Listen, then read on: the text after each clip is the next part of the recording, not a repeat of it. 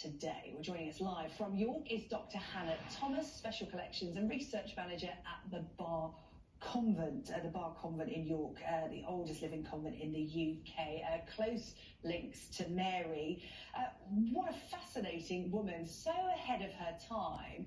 Tell me more about her and why people believe she should become a saint. I mean, she's a very interesting woman. The more you kind of get to know her, the more you want to know about her, really. She's an absolute pioneer for education, for equality, so for women's equality, and in general, the power of education. You know, the fact that education gives you the opportunity to do anything, anywhere in the world. She really sort of paved the way for that idea of education opening doors. Yeah.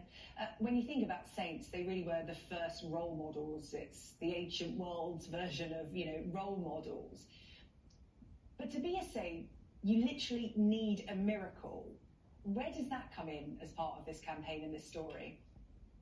I mean, I think there's different aspects of proving sainthood today. So there is partly the miracle element, which sadly we don't know too much about. So there are things kind of ongoing on that front that need necessarily kept confidential, while they're being investigated.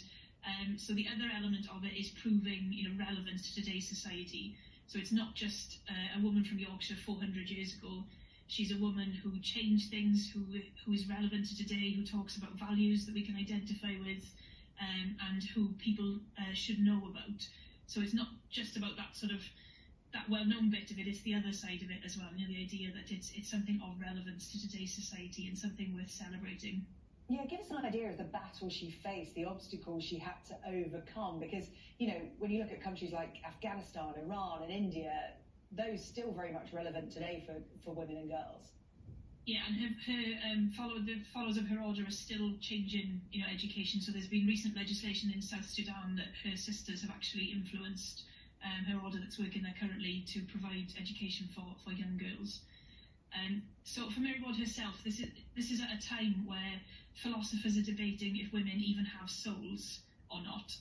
So women are just seen as, wives and mothers, that's all they're there for. And Mary Ward says that they deserve an education, they're intellectually as capable as boys, they deserve an equal education, they deserve all the opportunities that boys get, and with education, anything is possible for them. Very modern as an approach. A woman well ahead of her time, being described as an ordinary woman from York, but as you've said there so eloquently, an extraordinary woman from York. We'll follow the campaign. Thank you for joining us on the UK Tonight. Thank you.